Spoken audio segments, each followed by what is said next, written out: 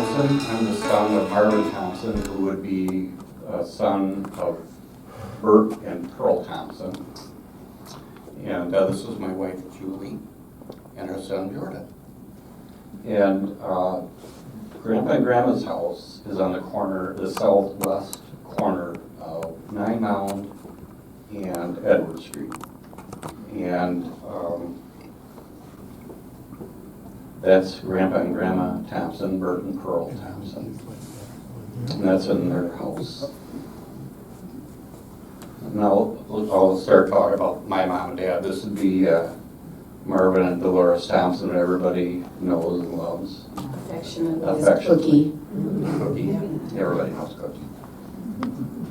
This is when I got married in 1955 in Uncle Lester. And here's David and Dad on our back porch at the farm, which is where the high school is now, at Mom and Dad's, Marvin and Dolores' farm. And behind, like under here, was a old cistern, which they had, back in the day, would drain water down into. Well, we'd always have cats over the years crawl in there, and then us kids would try to, Dad get so mad, but us kids would try to put like cat food in a bucket, trying to get the cat out of the cistern. Dad would have left them there, but you know. And then here's my grandpa. This is Bert Thompson and David. And here's my dad, Carol, and Bev. They are the siblings. And the only one missing from this picture is Lester.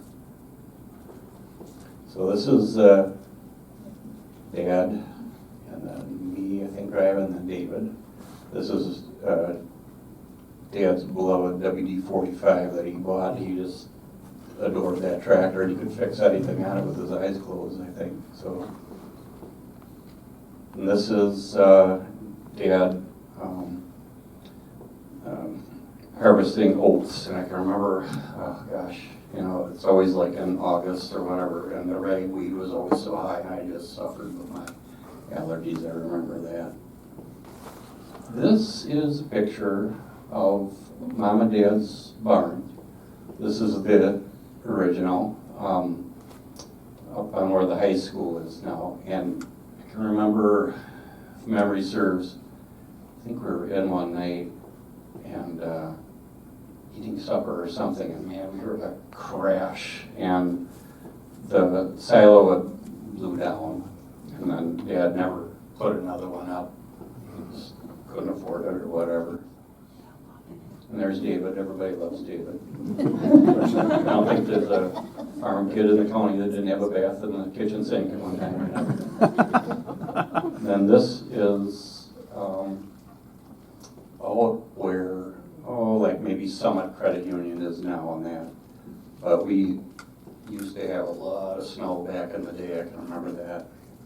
I can remember cold mornings getting out to milk. And then it's always fun plowing snow. I can remember one time, and it was like 72 or 73, and we had Thanksgiving at our house, Marvin and Dolores' farm, and we had so much snow, the cousins and uncles brought up their snowmobiles and went snowmobiling for Thanksgiving, and that's one of my favorite memories. Here's David with one of his show cows.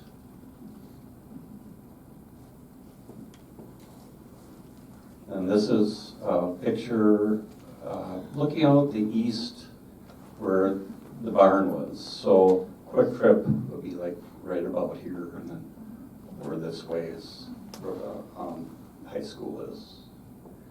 There's the Marvin, that's my dad. This is me, David, Dawn, and then Dolores, or Cookies. Everybody knows her. There's Dad, hard-working farmer that he was. And this is Mom and Dad up at the farm, and notice we actually had a fish tank. And this is Christmas, one of the Christmases on the farm. Mom and Dad always made sure we had plenty of gifts and a wonderful Christmas. Here's my sister Dawn showing off her art skills. And there's Mr. America. This is one of Dad's favorite pictures. This is for the Quasqui Centennial. All the guys grew beards. Oh, yeah. I think he was in the women did. I don't remember. But then I remember,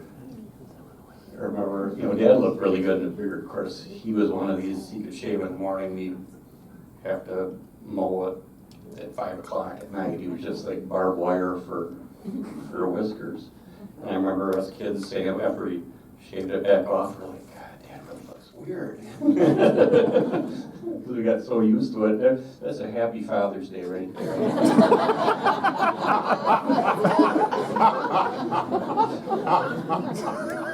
And this is from the farmhouse looking west, about where like Summit Credit Union is. And then the old barn cleaner. And then here we'll get to back in '78, as it says, we had moved Grandpa and Grandma Thompson's barn from the corner of, Edward, thank you. And it made the State Journal, made the Milwaukee Journal, made the TV stations, I can remember out there. And there's some more pictures of it coming across the ridge.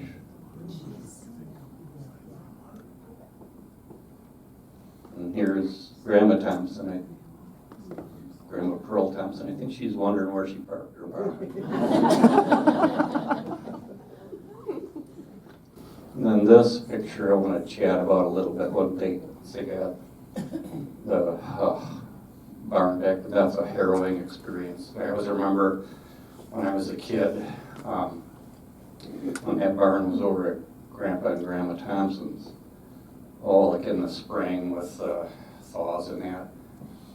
Grandpa and Dad had like a 4-foot hydraulic jack, and they jack up the barn and re-level it because it settled over the winter and that.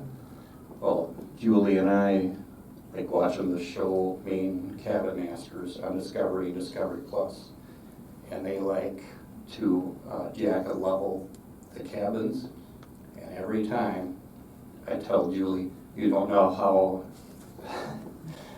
terror it is underneath the barn or underneath the house when you're trying to jack it up and level it. Not like the house is going to fall on you or anything like that. And then this is a satellite picture. This was from like mid-2000s. The Mom and Dad's house is there. There's the barn, the old barn, and then the new barn. And the high school's about right here. Quick Trip's out here. Wow. And then at Starbucks, everybody, Julie loves her Starbucks, it's right there. And here's Daddy's and his beloved 160, which we still have. Thanks, Jim and Christy. And this is inside the barn. And then here's the farmhouse up there. And a few things come to mind on this. Mom and Dad had screened this in and then eventually put windows out there. A lot of summer nights I can remember it was so hot we'd sleep out there. And David in my room was up here, and that was over the old highway.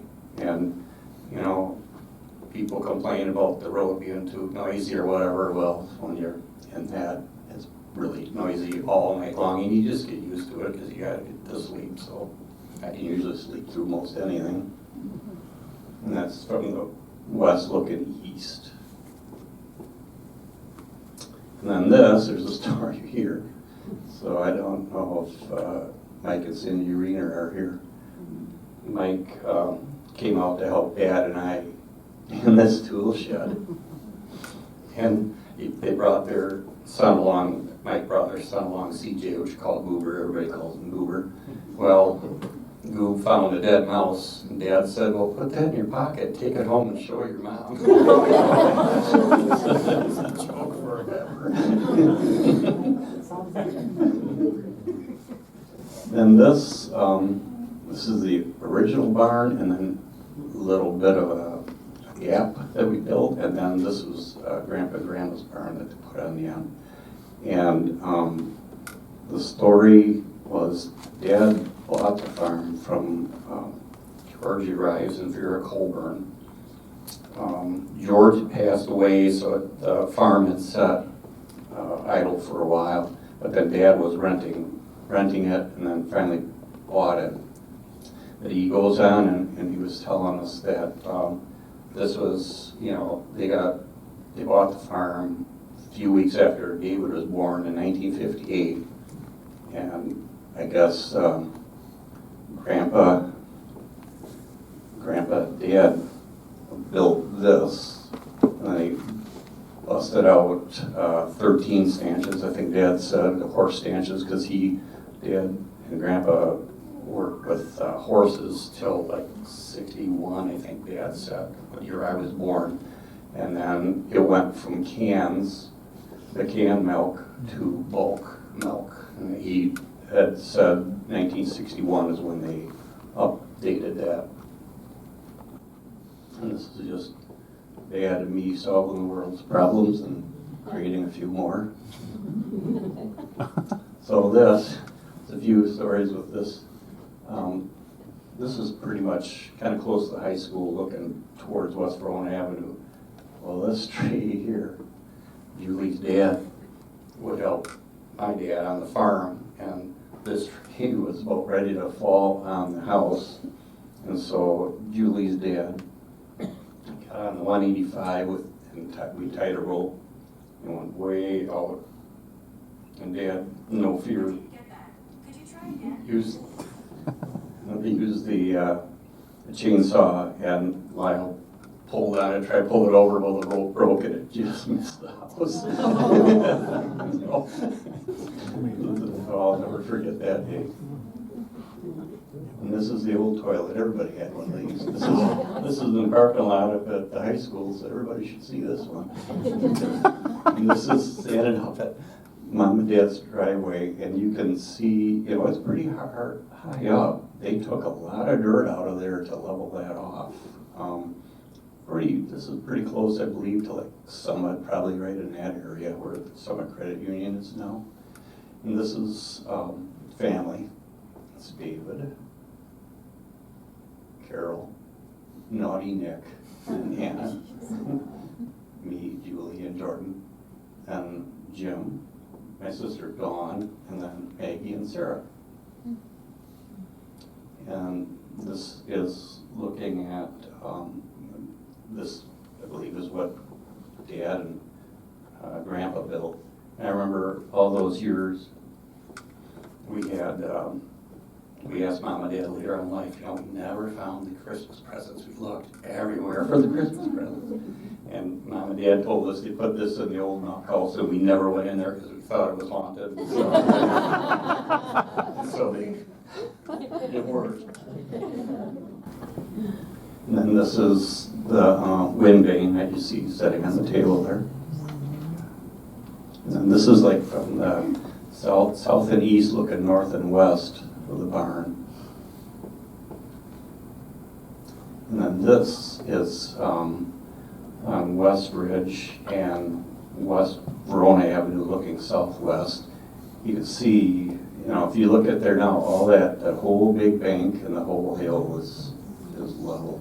I think Dad told me like the hill back here was like one of the tallest in Dane County, and he had a guy stop by one time who wanted to put a cell tower on it, and if he knew my dad, the answer was no, but it wasn't a nice no.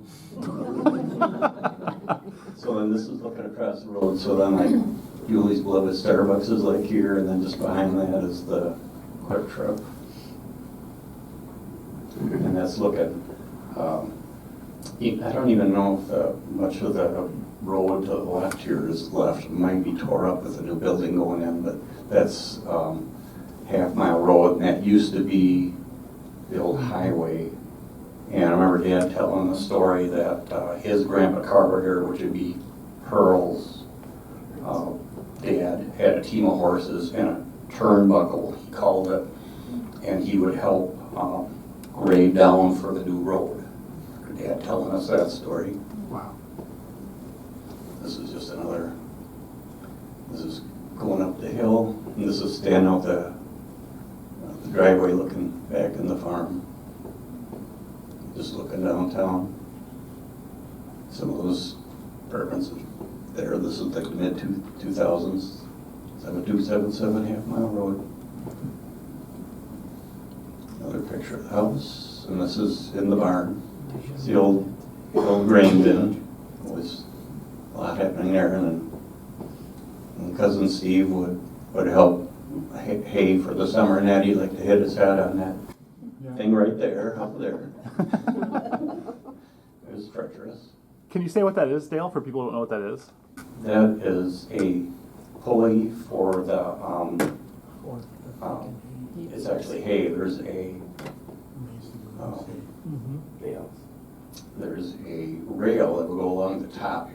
Back in the day, they would use that more, and they'd run that contraption, which weighs a ton, up and down the rail, and it had pulleys on it. You can see down below, and then they'd go out and then pick up from like the horse-drawn wagon full of hay or whatever, and then just grab a big thing, and then save time. It would lift, you'd pulley it way up and then slide it way down the barn and then drop it. This is looking pretty much like the front door of the parking lot where the high school is now. I did a 360. This is the Quick Trip is like down here, and it was Palmer Peters or Pete Urbach in our day. This is southeast. You can see that's a pretty big hill. None of that hill is there anymore. They flattened it all out. Wow. And this is back by the bypass. I mean, when you look pretty much as you're standing in the front door of the high school, you can see how much dirt they leveled off of it. I just thought that was amazing. And this is looking kind of west-southwest. Well, the natatorium's right here, so every time when we take her grandson Charlie to swim lessons, I can just sit there and I still see it in my mind. You know, all the haying and corn and that we did at that land. This looking north and west. You said I think like somewhat would be like there, and then I think this is still open here, I believe. It's just looking, and that's the infamous tool shed with the dead mouse to show City. And this is, I would love this view when we would get done milking. On summer nights I'd go and just sit and just look back in the valley. It's still a beautiful view back in that valley. I just always love looking at that. There's the bypass there. And you can see how much of a hill there is, that they had flattened out. And this is another angle of the barn.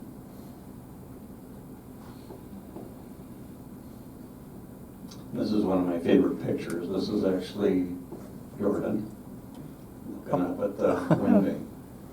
That's sitting right there. And then here's the old windmill, and I'll speak a little bit more on that in a minute. But one thing I wanted to say is I can remember a story that Mom and Dad would always tell. Sunday nights we'd always go to the Mound. That was our thing. And I think that's where we're coming back from, or we're coming back from something, and it was dark, and David went to reach for a light switch, and lightning hit the windmill, blew out all the lights in the house and the barn and everything. They'd have that happen quite a bit, actually. And I can remember when Mom and Dad first moved up there, this was pumping. This was how they pumped the water. The well was underneath there, and then he had, I think it's Blizzard back in the day, I think is who he had do it. And I can remember when lightning would hit that, it would almost every time blow out the well. And I can remember them guys with their monkey wrenches and pulling 125 feet of piping, and then the pump up out of the casing. And I always thought I would not want to just be willing to let me go. Man, it would not be. Oh, that's me. This is me looking up, wondering how I can climb up there. On the south side of the barn. And then this March 1993, all things had to come to an end. This is Dad quit milking, sold all the cows. This is one of my favorite pictures. And then there's David, I think I'm running the camcorder there, but there go the cows. There's my new high-tech camcorder back in the day. Like yours. And then this is just some other, wanted to share some of these other pictures. This is Dawn's husband, Jim. And we had to keep telling him, Jim, this is for the kids. You can't, this can't. So that's Dawn and Jim's daughter, Maggie, and then Sarah, little Vine.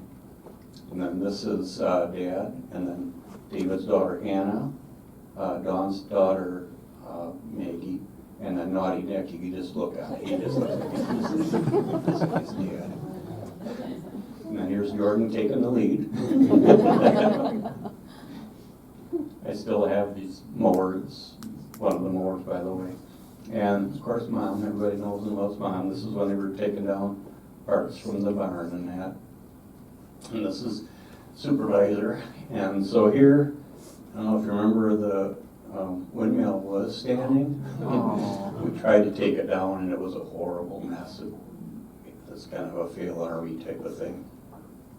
There's the boss. This is like the south side. This is where the garden was, like along here. Mom and Dad always had a huge garden. I mean, we grew everything. We even grew popcorn one year. It was so neat. A farmer out standing in his field. This is me and Jordan. Do you want to talk on that? So this picture here obviously is the two of us, but behind him is where the house used to be. That was the day after it burned. It was if I remember right, it was a controlled burn with the Verona Fire Department for practice for the newer firefighters in a controlled environment, if you will. I forget where I was coming back from, but I unfortunately had I have a story to tell that it was coming from the south, coming north on 9 Mound to start, and I think I'd forgotten or something that was the day that they were going to do the burn and stuff. And I remember coming or turning onto 9 Mound from Paoli Street and starting to go down, and you're getting to the intersection, like the four-way intersection now, whatever, and I could see the smoke coming, and I'm like, oh no. And where Mom and Dad still live, or where we live, like you can't avoid where that was, and so I'm like, well, I basically kept driving and come around, and I remember turning onto West Verona Avenue from 9 Mound and just kind of started to come around, and this Dad's picture showed, like, you could see it at the top of the hill, and it was just this great big fireball. I mean, it was perfectly from the bottom of the house up, the whole thing was up in flames already, and that was not fun. You could probably imagine to see that. There was even a group of people that had gathered on the West Verona alongside the highway, but at the intersection with Westridge, and they were just like standing on the sides or on the grass watching it or whatever. And the city did great with not having all the other trees around. I mean, granted, yes, it was a bit cleared out there still, but like the whole thing just it went up very quickly or very easily. And I remember getting home and I was very distraught. It's still not fun to talk about, but it's it was pretty what it was. And I remember specifically I asked you, I said, because we were looking out the south side windows looking towards where it would be, and all you could see is the black smoke coming. And I said, do you want to see it? He said, absolutely not, I can't. And I said, I wish I could say that too. But to Dad's point, this was the next day where we went up there and just kind of took some time, obviously, kind of took some last memories and stuff from it. But I remember walking around there, and the story goes, after talking with Grandpa and Grandma when they were still here with us, talking about it, Grandpa comes right back, quick whip to say, well, at least I got all the mice out of there now.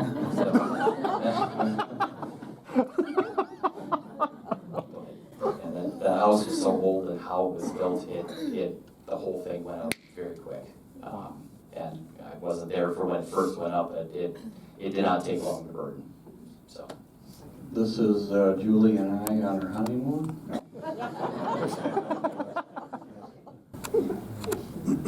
David had taken these awesome pictures of Mom and Dad. This kind of captures the essence of Mom and Dad right there. And this, I want to spend a few minutes to talk on this. This was Mom and Dad's 40th. We had a surprise anniversary party at our house, and this is, we live over in Thompson Street, which is Grandpa and Grandma's farm. And so we put Carol Jr. and Aunt Bev up to going out to eat with Mom and Dad and not telling them what's going on. And Junior was telling me that what got him over there was Junior said, well, we need to go up and see Al and Julie. Of course, they weren't home, they were at our house. And Dad drives up the street, and Junior says, oh, I'm not home. They're coming down the street, and Dad says, looks like they're having a party. And Junior says, yeah, for you. So one of the snowiest days of the year. And this is one of my favorite pictures. We had a ton of old pictures of Mom and Dad behind them and that, and then like the farmer's prayer over here I thought was pretty fitting for them. But this kind of captures Mom and Dad, And this is a picture that David did, I think it was out in California, I think is what it was, cattle. And here, I'm going to let Julie talk a few minutes about this. So this is Julie's dad. So this is my dad, Lyle, and he and Marv, as soon as they met back in 1984, it was like they'd known each other for years. My dad farmed as well, and in 1965 he had a farming accident, and the corn picker got part of his leg and his hand, and he had to use a hook, and he had a prosthetic leg, but he was a farmer at heart, and came over many years and helped Marv on the farm because he just couldn't get enough of it. And in the wintertime, my mom was always like, oh, when is spring coming? Because my dad was like a caged tiger. But anyway, the picture that was up before was Jordan, and we had driven up in the field to find my dad. And so we did a quick picture, and it was a windy day, but I just found these pictures. I couldn't find them for the life of me. And I found them last night. I was looking at another photo of them I hadn't thought about. So anyway, yeah, Dad and Marv were big buds, and very grateful. And Dale, this is you. Okay, this is me. So this is a picture from our house on Thompson Street, and you can see Lyle's driving, and my dad, is on the fender. They're opening up the field behind their house, and they just like brothers working together. And I had to stop and think, like Julie's dad and like Julie's brother, and I think Travis is out here somewhere, and when us kids grew up and went to school, of course I didn't go very far, I was only half a mile away, but I tried to keep helping Dad and have a full-time job and married and children. It was hard for me, so on the weekends, Dad and Lyle would just get all the hay ready to go, and like Julie's brother Kent and brother Denny would come over, and slave driver Lyle and Dad, we would just be one bale after another. Just did not stop. Of course, Kent and I got stuck up in the mound, which is 900 degrees next to the tent. And kids, if you're ever farm, what's that like. And there was, so I mean, they were, I got a big thanks for them, I mean, all of, like, even the hired hands over the years. Steve's back there. Steve worked for Dad for several years, and without him, you know, they couldn't, you know. There's other hired hands around, and I remember a story at Grandpa's 90th. Steve Ollenweider had shared a story with Jordan and I where Steve was working for Dad, and they loaded up corn. Back in those days, you had to load up cob corn into the pickup truck and then drive it down to the mill, which is across from Coods was, and then get ground up into gunny sacks and bring it back home. So they got done filling up the truck, and Dad told Steve, well, drive down and unload the corn. And Steve said, but I haven't got a driver's license. Dad said, well, take the back way then. I cannot confirm or deny who actually wrote that. That was so Dad, though. And then the one winter we were trying to figure out, it was like 83 or 84. Or else 85. 85. We had so much snow, and it was like first part of November, like the 8th of November, and Dad had corn in the field, and he had to get the Amish out to help. Well, they couldn't come out for a while because you can't, you know, get into the field when there's so much snow. So the one, at least once, Denny. My brother Denny, you and I, your dad, and I think my dad walked across the highway and went over into the field, and we hand-picked corn. And so you're digging down in the snow, and you've got your gloves or mittens on, and you're just pulling as many ears of corn as you can. You put it in a basket and go over. You get the gravity box or whatever over by the roads and walk back and forth. And the funny story with Denny was, he was standing on top of a snowbank. All of a sudden, whoop, we're shooting. It was like up to here on him, and we're just like, There was that much. where'd you go? Yeah, that was a devastating year. I mean, Yeah, because it came so early, the Oh. snow, that Marv didn't have a chance to get it out. And so it was like, well, the cows got to be fed. So we all bundled up, and I mean, we started in the morning and went till dark oh, yeah. that day. Yeah. Had to be done. Yeah. And then this is, this is up by our house, or behind our house, so this would be like, I think Edward would be going like this way, and then probably Amanda Way, probably that far up, I think it is. Westridge, and possibly Westridge ran across the ridge. That's where Jordan lives, is in Grandpa and Grandma's house. When Grandpa and Grandma moved to town, because Dad got to be pretty bad. The old farmhouse only had one bathroom in the basement, and Dad was not doing well with it when we moved them into town.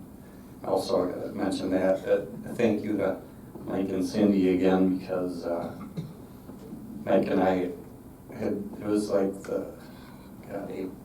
May of I think it was 2003. May of 2003. Mike and I got back from turkey hunting and went to the Mom and Dad's farm, and they had bought their house, and they were so excited about it.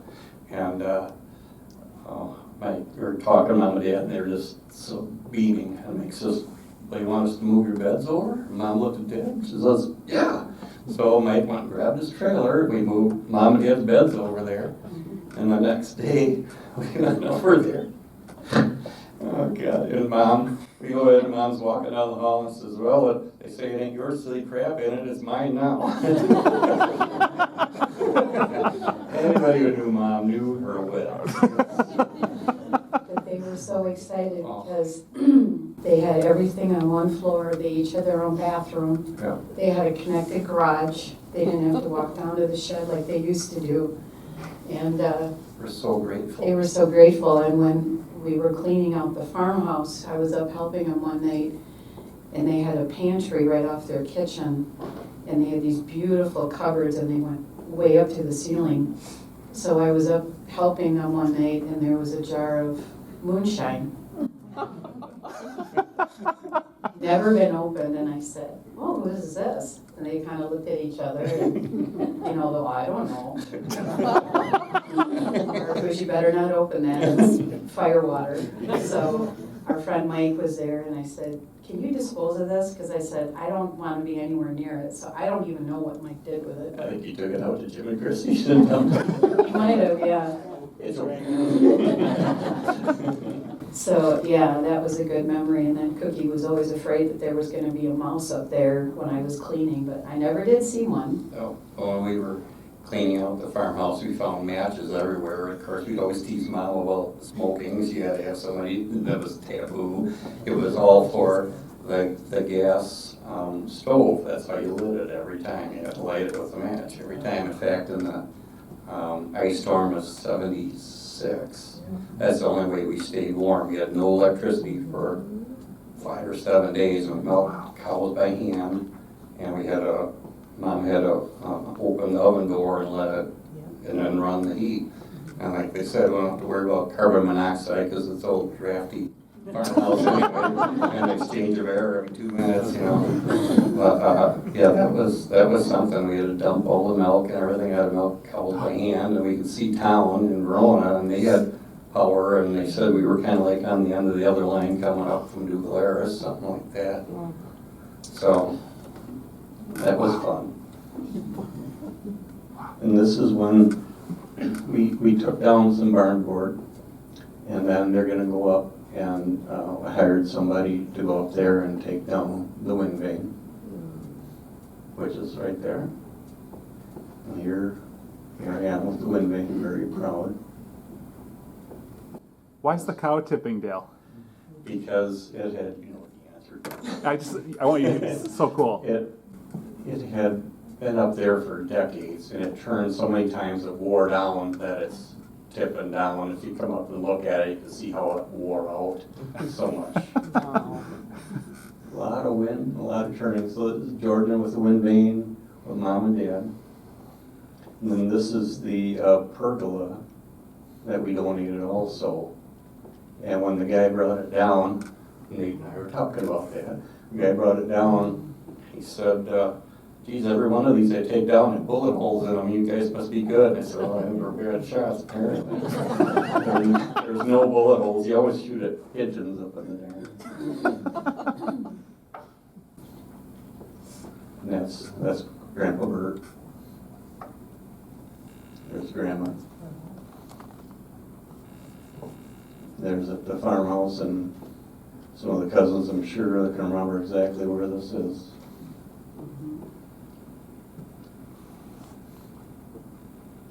And there's Grandpa. And Grandpa was in a quartet with 3 of his brothers, so the 4 of them. And Grandpa was awesome. I just wish Ian, I would have got Grandpa's genes for singing, because I don't sing as well as Grandpa did. And Bert, the other day I was going through all these pictures, I just started sobbing. And this was a picture that had Bert's first Ford on the back. So we're trying to put that together. And there's Grandpa, he was out helping Dad.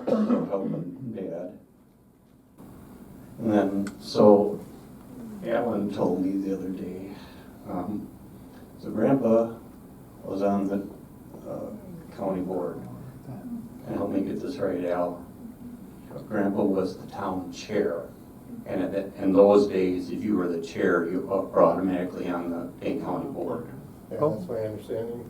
And he was always proud of the fact he was on the county board when the Dane County Coliseum was built. Oh, cool.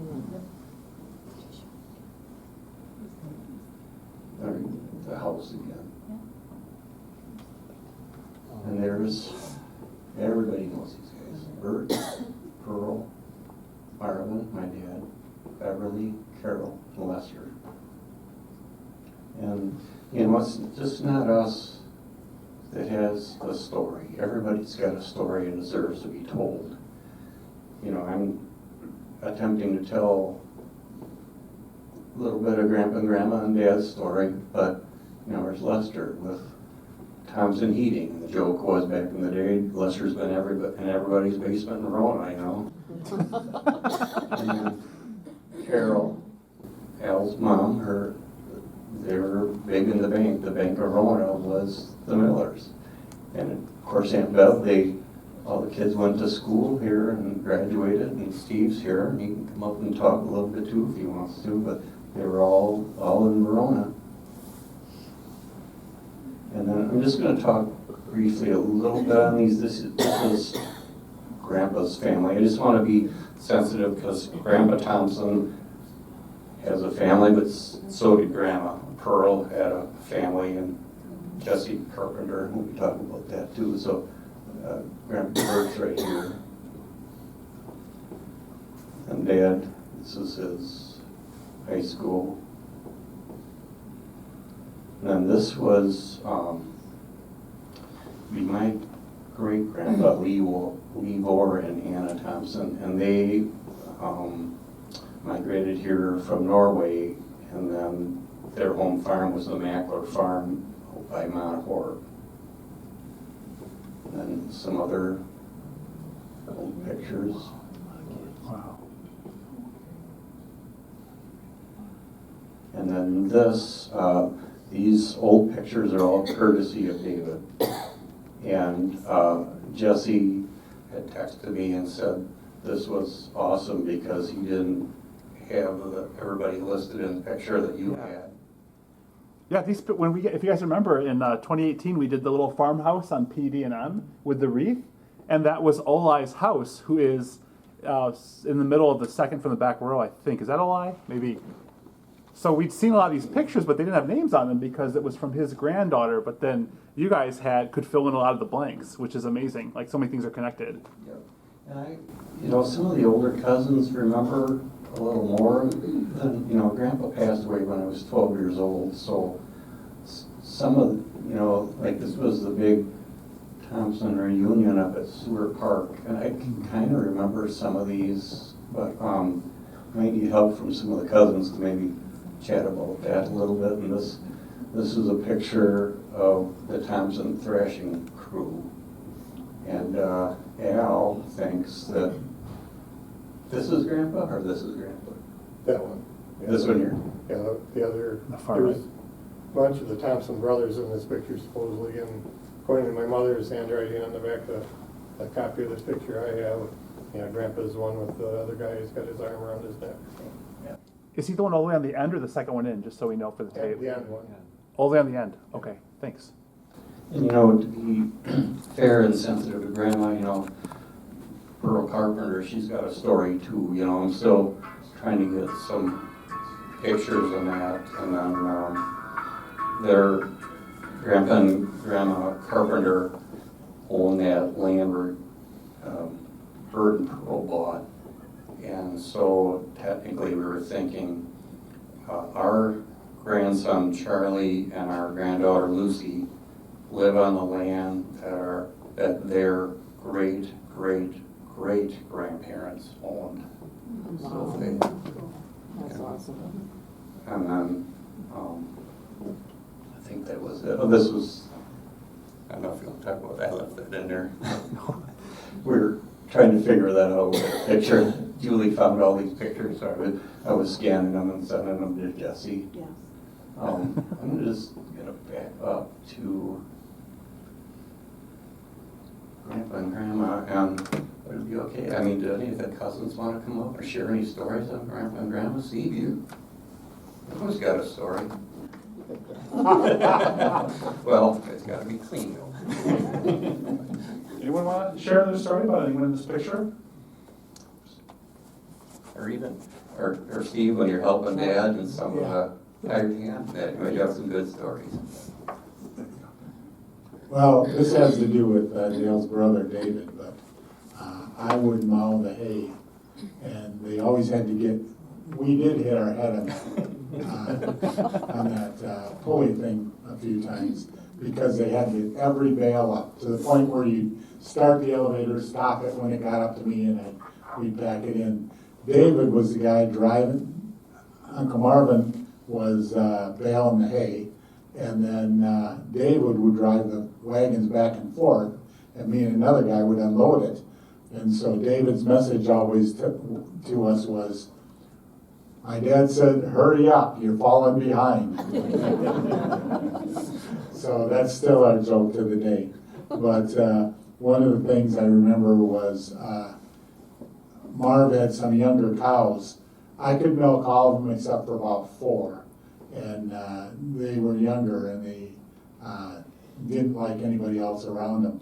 So they had not taken a vacation for a long time. And so Marv went and took the family, and I was there with Ron Roethlisberger, and we stayed at the house for that week. And all I know is that first couple days, I spent more time laying face down in the gutter from some of those cows, but I knew you had to milk them or they'd be ruined. So I just keep going back in, and so that was one of the things we did. And so Ron and I stayed at the house. My wife, Chris, we were dating at the time, so she would come out for mealtime and cook us meals. So it was like pre-marriage time. So that's, and one of my proudest moments was, actually this is something I was really always very proud of, is that we were doing fencing one time with my grandpa Bert. And we tightened the fence, and he says, okay, pull it and tighten it, And so I did, and then he grabbed it, and he didn't move it any further. He said, Steve, that's the first time, he goes, every other hired man that ever stretched a fence with me, I had to stretch a little bit further, so congratulations. Wonderful stories. So the trolley wasn't in use for you guys? You said you hit your head on it, but you were using Right, that was conveyor. when we stacking bales with an elevator, yeah. Okay. Because the trolley was for loose hay. The trolley was for loose hay. And I don't know whether it was at this farm, but at my dad's farm, what they had was they had a little pony that would go around in a circle. And they'd wind the thing up, and then you go the other way and let it down. But the hook would come down, grab a bunch of hay, like Dale said, and move it to the end of the barn. Oh, wow. But we were stacking thing. Oh, and yeah, there was one, if there was another picture of the barn, the driveway up to the top of the barn was a slant, but the floor was not real strong in the top of the barn. So what we do is we'd unhook the tractor, pull it up to that driveway, unhook the tractor, and then go around behind. And my brother helped a couple times, and we'd take the tractor up to behind the wagon, but it couldn't push on the wagon. We put a board, and very safe, very, very OSHA approved. But we put a board between the tractor and the wagon, and then we'd get that tight, and then I'd go around to the tongue of the wagon, and he'd pull it in, or push it in, because it could take the weight of the wagon, but not the weight of the tractor and the wagon. And then it was always a joy, backing it back down. Yeah, that driveway there that went up to the top of the barn. So then it was always a joy when it was unloaded. You'd start it down, and you weren't in control about how fast it went or anything. So you're just trying to hold on, keep it going straight, because if you kept it straight, or angled just a little, it went to the driveway that you went into the house, but then that was a slight uphill, so it never went out onto the road down onto the highway. So, Can I ask you guys a question? If you don't mind, it's not a question time yet. I want to dive in. One thing I learned from you guys during our, I think, 4 or 5 hours of interviews was I started to learn about what farming life was like, but I didn't fully appreciate the farm wife's role until you guys explained the stuff that Cookie did. Can you walk us through the day in life of like a farm wife during the 60s and 70s? That's a good point, because, it was Mom also, and Mom would always help on the farm and sell Avon. Probably people here that Mom was the Avon lady of Verona. And Mom would help and feed calves, and she loved their cats. And I can remember one time, she would say David would take a video of these interviews of Mom and Dad back in 2006. They were amazing. And Mom was saying when they first moved up to the farm, the pheasants would hit like the side of the house as she go out and grab them and butcher them. Well, they were so poor, and that's what they did. And I can remember, you know, it was a traumatic experience. They get chickens a lot of time from Jerry Maurer back in the day, and Dad would have his kids sit right there and chop their head off, and of course the chicken would run around like a chicken with his head cut off. And Mom would be in the basement of the house, and I remember she was butchering one time, and she slipped, and the knife went and cut right down to the bone on her finger. She said that was the worst bone chill that she ever felt when the knife came across her bone. And I don't even know if she went in for stitches right away, because that's the way Mom was. She just kept going. Wow. Talk about it. Well, you also do have to walk us through your artifacts there, Dale. And I want to see if you can get to the third one without crying. Can you explain them to us, what they are, the ones you haven't already? Yeah, I can hold them up too. can we start with the Snoopy lunchbox? Yeah. Or that was my Snoopy lunchbox. And I think Ruth was over the day we went through that, and I started crying. That was my old Snoopy lunchbox. And, you know, back in the day, you know, Mom, in the wintertime, it might be like the thermos may be full of hot chocolate and that, and well, even then I fell down a lot. Well, I'd fall down and break the thermos, and you'd open it up and just be glass and hot chocolate. I'd cry and cry, and I'd say, it's okay, we'll get you another one. So that's what we did, but that brings back a lot of memories. Now, when you first showed me this one, That one, I thought this was just a pail. no, But then you told me what this represents. that, my bad back. Dad would milk with buckets, dump the milk into that pail. Then, me or David, mostly me, you gotta do the short straw, would walk down to the bulk tank, and then there was a strainer system, and you have to lift it way up and then dump the milk in there, and that's how we did that for years. That was the milk carrying. And then after Dad added on to the barn in the late 70s, then he got a step saver system, which he just dumped the milk out of the bucket into the step saver, and it would go down to the milk house down here. There was a bulk tank in that. So this is getting heavy even with no milk in it. And you get a good cow, it was really heavy. What's this? That was a radio that we found. Mom and Dad had it, and it had Grandpa had it had a Bert Thompson receipt in there for $10. So I think that's where it came from. And it weighs a ton. It's really amazing. I'm an electronic technician, and the stuff in there is ahead of its time for the day. It was pretty sweet. Okay, this is the tough one now. What's this? I have dual finish it. That's Dad's milking stool that he used forever. It had straps on it at one time, and of course he went through that, so he'd tie twine on it, and he'd just have it on his rear end, so that when you go in, you just sit down, right, and you sit on it. And there used to be a spring at the bottom of it, and you could see at the bottom of it, it's just wore so much for Dad. That's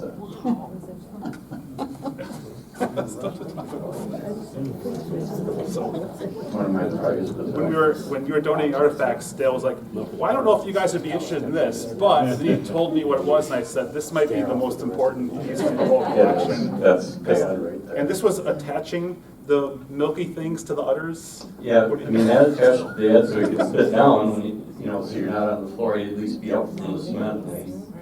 Put on the cups on the Can you talk about the thing in the front too here? I'll hold this one up. Oh. This might be a little heavy, but Actually, Jordan, you wanted to? yeah.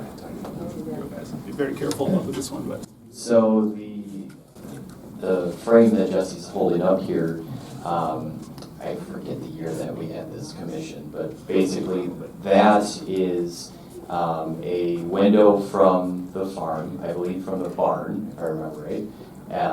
There were two of those that were able to be salvaged or still had the glass in them. and had commissioned this artist up in Horton to paint a landscape of the farm. So one of those was for Grandpa and Grandma, for Marvin Cookie, and the other one was at my parents' house. Well, the story with this now is both copies of those are in the house that I live in, which is, like my dad said before, the house that they bought from them after they moved off the farm. This one is in my basement currently, and the other one is in my wife and I's bedroom, and it faces towards the south, which faces towards where the farm was. So every morning I can get up and I can look at this and it's looking exactly where the farm was, exactly at the angle that it was, like from that angle that I'm looking at it from. So it's always obviously captured. But yeah, two of those were made and they turned out gorgeous. And the sign, excuse me, the sign next to it, Jerry Mauer, who was an excellent woodworker, made that sign, among many beautiful things, for Marvin Cookie. I got one more story. Yeah. And David and Dawn will remember this fondly. So in the house, we always have a bat get in the middle of the night. So it's forever ingrained in our heads. Dad in his underwear and his work boots, tennis racket and a can of Raid, chasing a bat around. Trying to get rid of it. There was always bats in the house. Even when those grandkids would come to stay, it didn't matter. Here comes Grandpa running through the house trying to get the damn bat up there. Does anyone have any questions? We got a mic we can pass around if you are, or any memories you want to share about Marv Cookie or anyone work on the Thompson farm over the years? We got a couple moments. I can just remember your dad used to come and combine our oats in the fall because my dad didn't have a combine. So he would always come down, probably in August or whatever, and combine our oats for us. So I remember that. Yeah. And of course, your mom always made her trip down to our place to sell Ava. Can you mention what farm that was, Kathy, for people who don't know? Oh, I'm Kathy Matson. We were at the Matz Farm down below Carnes Company. Right now, we just have the barn. We sold the house, and we have a huge lawn that we continue to mow. I'm just curious about when the school district approached you to sell the land to them. You know, the school district is buying property out on Muchler for future high school. So how did that all work out? Well, not get into it too far. Mom had actually sold it to a developer, and they were gonna had other plans, and the city didn't want big box. Actually, one of the guys that Mom and Dad sold it to got killed in a snowmobile accident up north Wisconsin. So I think T-Wall came along then, and then I don't know Okay. so it wasn't directly It from Mom wasn't and Dad. directly. Yeah. Okay. Yeah. Do you have any high school kids reach out to you yet with questions about your land? Sometimes I get that they find us. Oh, no, we haven't. Haven't, okay. We had so many hired hands and kids that would come out and help hay. I remember Terry Sample would come up and right where Epic was. Terry lived just over the hill where Epic, and I'd always run over to Terry's and I'd run over Mr. Meister's field getting chased by the bull to get back and forth from Terry. And Terry would help us, Travis would help us. Just so many people over the years that apologize if I'm missing some of the people that helped Mom and Dad out. I think Denny has a question or comment. Sure. Yeah, I'm Denny Beers, and I was on the school board when all the machinations were done to get the land put together up there. And I was just going to expand on what he was saying, that we had to buy from the two developers and Pete Urbach, who had the lower chunk. And it was interesting because T-Wall got thrown out of his own company. And so the two T-Walls, one wanted to sell to us and he didn't.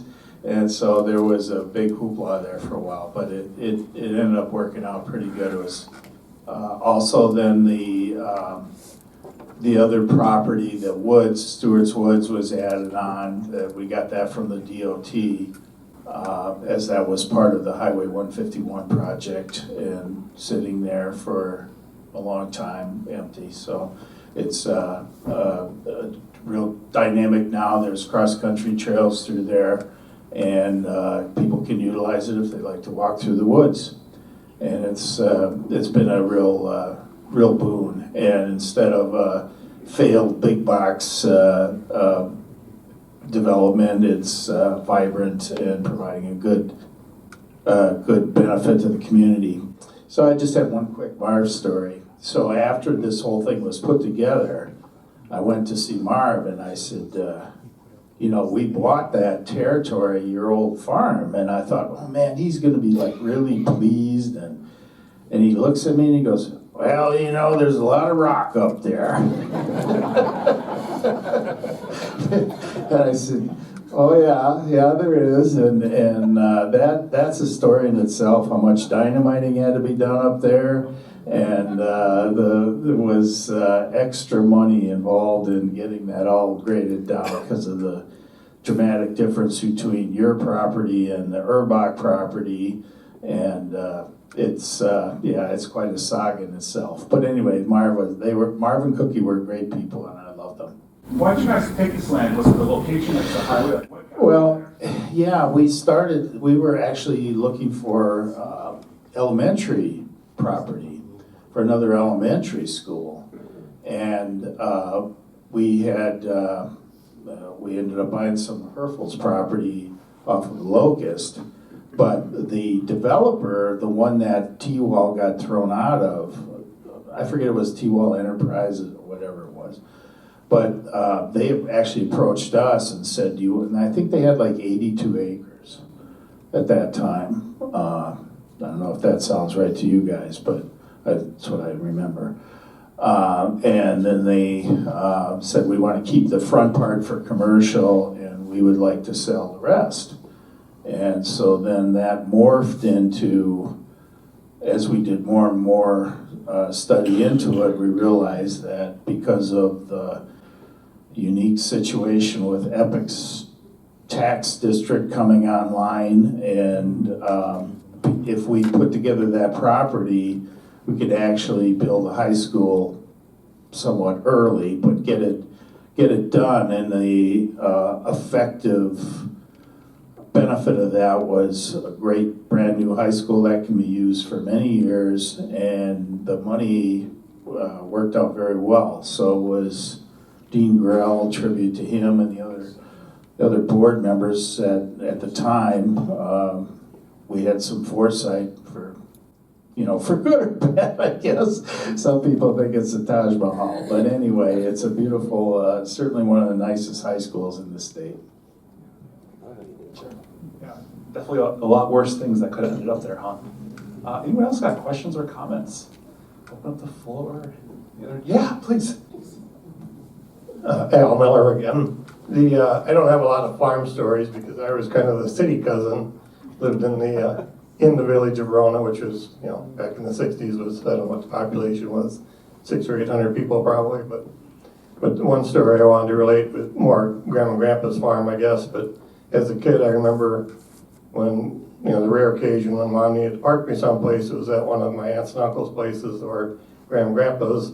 And when it was Grandma and Grandpa's, I was going to work on the farm. So there was a field just north of the farmhouse where, I don't know how old I would have been, probably 8 or 10 years old, and they put me out there in that field to pull mustard weed all day.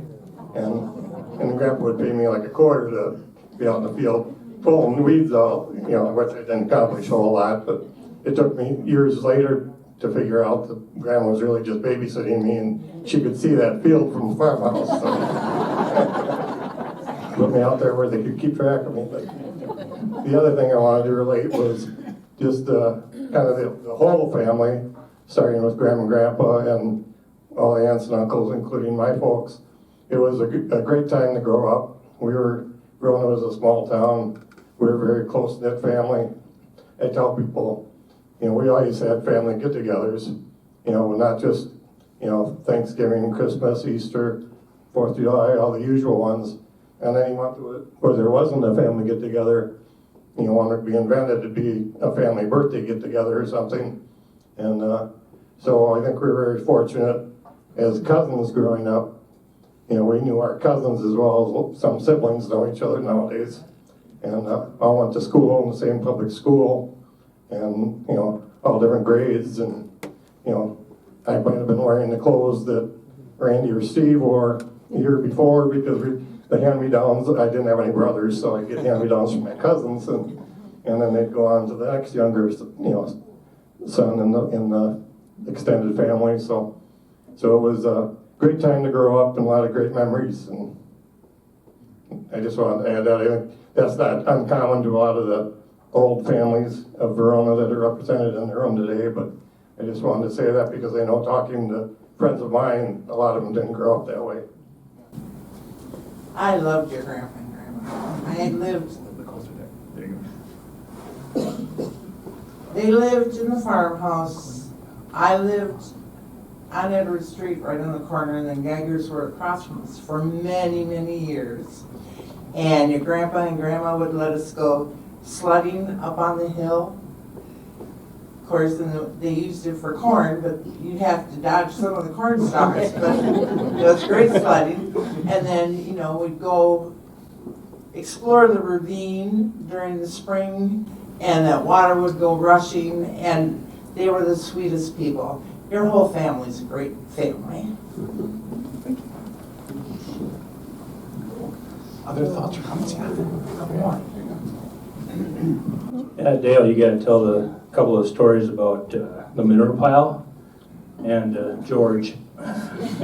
So I think what you're talking about is the 1 year before they developed Grandpa's dad put all the manure back in one of the fields, not with the intent of in the spring, they usually just put it back up and spread it out the field. Well, we never got that far. I mean, it was a huge manure pile.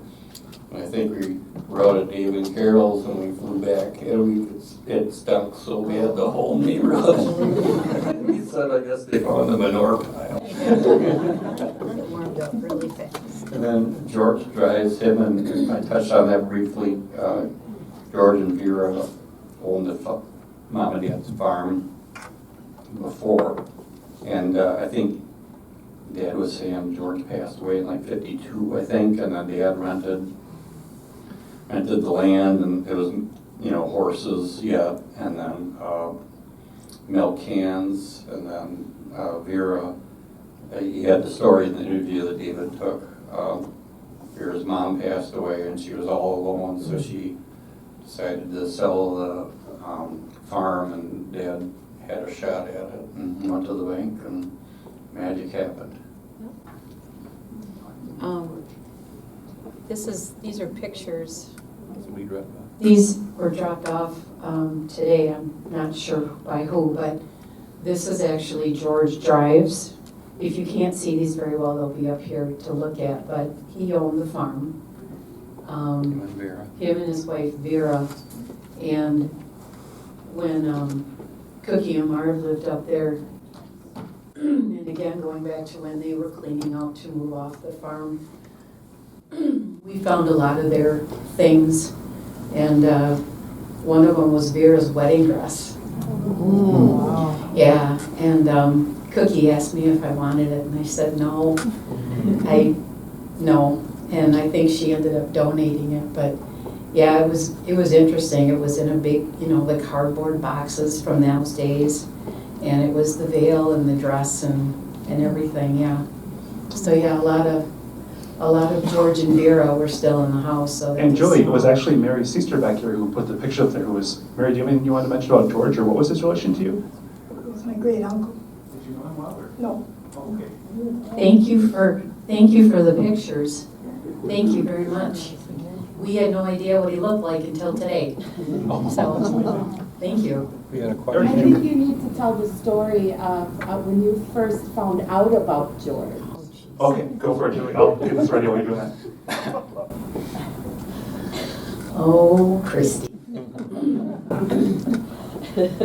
So it was, I think, the winter of '84, and Dale and I had met the winter before that, and so Dale, Marv, and Cookie were all down in the barn, and I was in the house, and believe it or not, it's up to you, but I heard footsteps.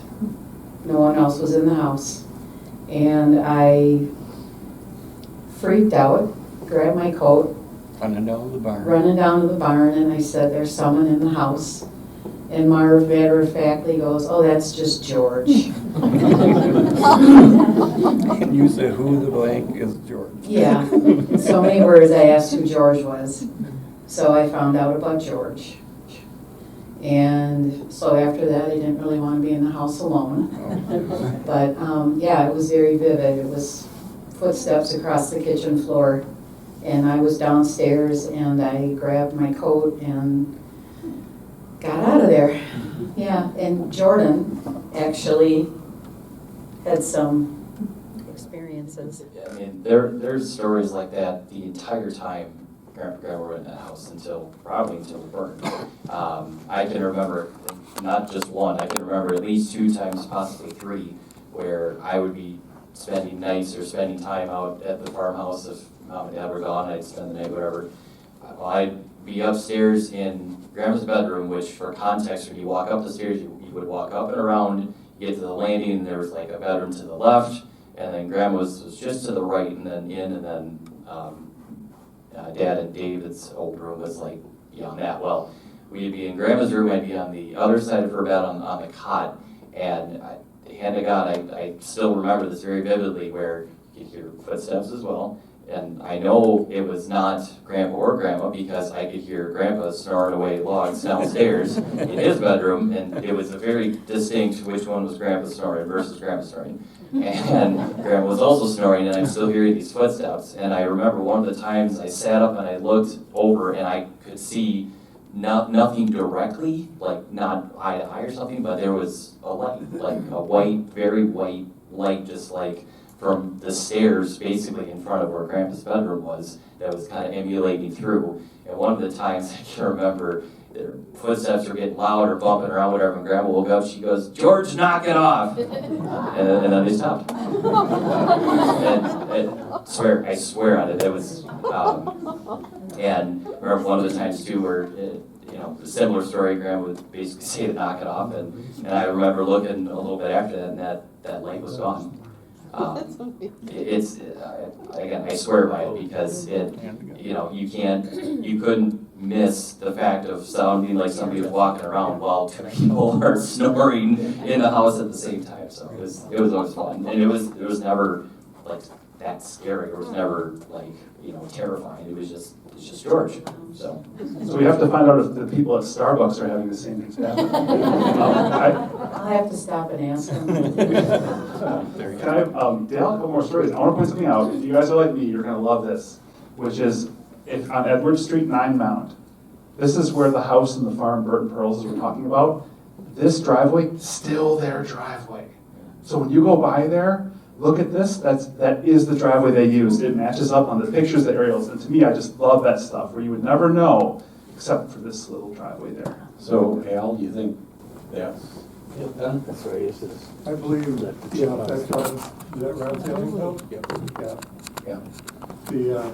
His yard shed, I believe, maybe somebody else in the audience, I think I believe the high school, whatever they called it, building trades class, built that house, I believe. I'm not positive of that.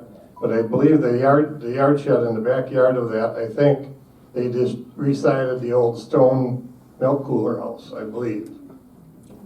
I'm not 100% sure of that, but it's right in about the same location, I think. Yeah, it is. Isn't that Ron's house? I've seen it. Ron, yeah, I think I asked him that. I think he said the same thing. I said it. Cool. Go ahead, Dale. So 2 stories I wanted to share was for us, my generation anyways, the big treat was being able to go to Grandpa and Grandma Thompson's on Friday night, and Grandma would make her popcorn this old popcorn popper, and it was always so good. But then we figured out later on in life is the stick of butter and the ton of salt.